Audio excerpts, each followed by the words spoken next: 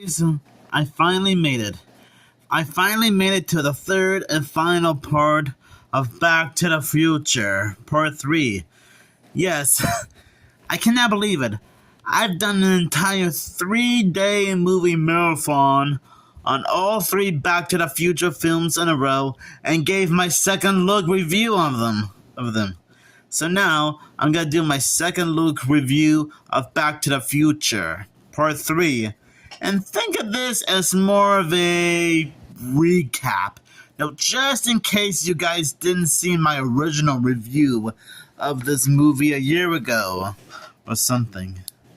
Anyways, Michael J. Fox and Christopher Lloyd star with Mary Steenburgen in this rousing conclusion to the popular series from executive producer Steven Spielberg and director Robert Zemeckis, stranded in 1955 again after a freak burst of lightning from the second movie. Marty must travel to 1885 to rescue Doc Brown from a premature end. Surviving an Indian attack and unfriendly townsfolk, Marty finds Doc the blacksmith, but with the Doc under a spell of the charming Clara Clayton, which is this woman right here, Doc found true love. It's up to Marty to get them out of the Wild West or back to the future. It's action, laughs, and romance in this grand finale to the blockbuster time travel series. And boy, oh boy, does it show. You guys might have saw my original review, but after giving this a second look again, it still holds up pretty well. Great, the characters are still pretty recognizable. I mean, who but Michael J. Fox and Christopher Lloyd to play Marty and Doc? I do like the plot. I do like the romance, the action sequences. And I actually like how this movie takes place in the old Wild Wild West. Yeah, partner! Giddy up, little doggy! I'm sorry, I got a little bit carried away there. So yeah, I think it's pretty neat how this movie is going into more shenanigans, mainly in the time traveling business. And like I said, it takes place mainly in the 1885. The good old days of cowboys and Indians, swashbuckling pirates. Oops, wrong time period era. I don't know why I said swashbuckling pirates. My mind must have wandered off. I actually like how we get to see a different variation of the Hill Valley City. In the first movie, we saw its 1955 counterpart.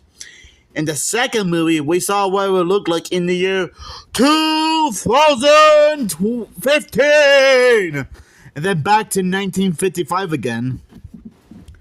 And now we got a chance to see what it looks like in the Old West, 1885.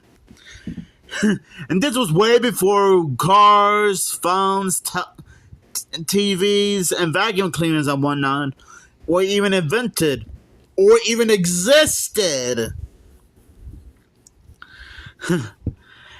So yeah. Now, funny enough, I think the idea of having this take place in the Old West was somewhat foreshadowed in the second movie a while back. When there was an arcade western game at the Cafe 80s in 2015, and Doc mentions how he always wanted to see the old Wild Wild West. I gotta admit, that is a bit of clever foreshadowing on what to expect. It is pretty neat. It is pretty cool that Doc actually found true love. Clara Clayton, played by Mary Steenburgen. Now, I don't know much about her career as an actress in general, other than her appearing in Back to the Future Part 3.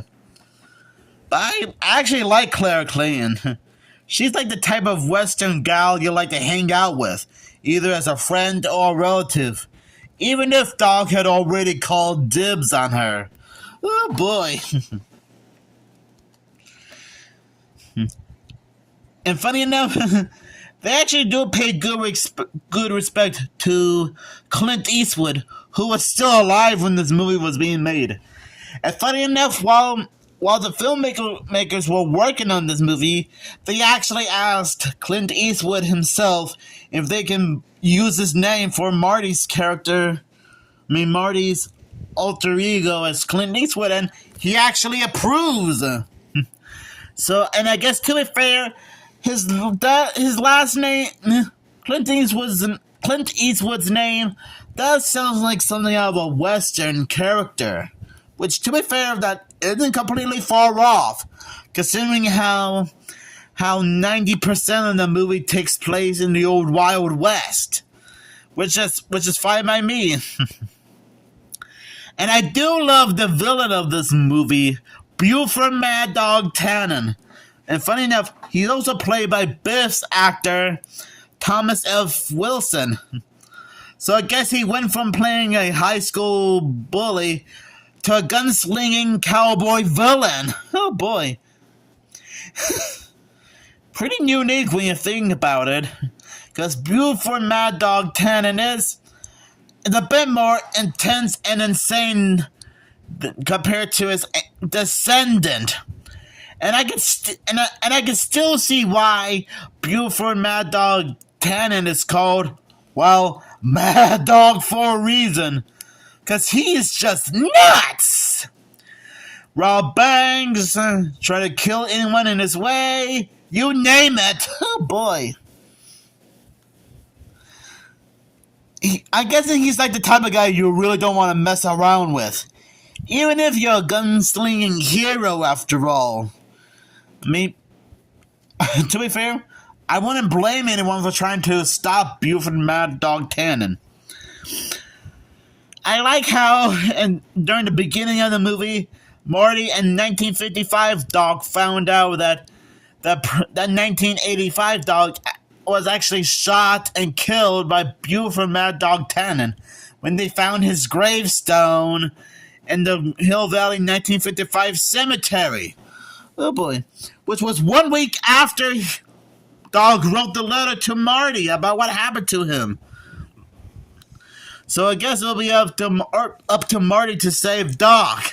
And I'm glad that his 1955 counterpart tried to help Marty rescue, well, his older self from the Old West. Oh boy. Because I guess Doc is like family to Marty. I mean, they're like grandfather and grandson after all. Best friends even. And there's no way Marty's just going to straight up abandon Doc. Because, well, Doc has helped Marty out plenty of times, so I guess it's up to Marty to return the favor after all. I mean, so it's up to Marty to go to the Old West after all. And I'm not gonna lie, it is pretty cool seeing Doc and Marty around 1880s attire clothing, considering how the movie does take place in the year 1885, the old wild, wild west. Yeehaw, partners! I'm guessing this is sort of like one way for the filmmakers to probably start from scratch, probably not, whatever. Oh yeah. Seriously, this is like a perfect way to conclude a very popular film franchise. I mean, okay, then again, there was the animated series, comic book series, and the video game based on the movie, which I'm guessing the comic book, the video game, and cartoon is probably meant to take place like a year after the events of the first movie. I mean, all three films in general, mainly 1986, which I guess I could see that, to be honest. So yeah, overall, I honestly think Back to the Future Part 3 is a very satisfying conclusion for all Back to the Future fans to enjoy. Still has a lot of great action moments. Marty trying to stand up for himself as well as protecting his friend. Doc trying to find true love. The music is still phenomenal. Oh yeah, by the way, I almost forgot to mention how the music score is completely different from their last two movies. Because the filmmakers went all out by doing some Western-style music. Which, to be fair, it actually makes a lot of sense. Since the movie does take place around Hill Valley in the Old West, to be honest. So, I still think this is one way to end a fantastic movie. Then again, the legacy still continued on with a video game series, comic book series, cartoon, and even Doc and Marty became playable characters in Lego Dimensions, which I have seen various videos of it on YouTube. Oh well. I think Marty McFly did make a background cameo in Space Jam 2 New Legacy in his Western outfit, which I assume Dave Lee Down Under probably brought this up before when he broke down the Easter eggs and references in Space Jam 2 New Legacy. But anyways, I would probably give this movie 5 time-traveling tumbleweeds out of 5, because that's how wonderful this movie is.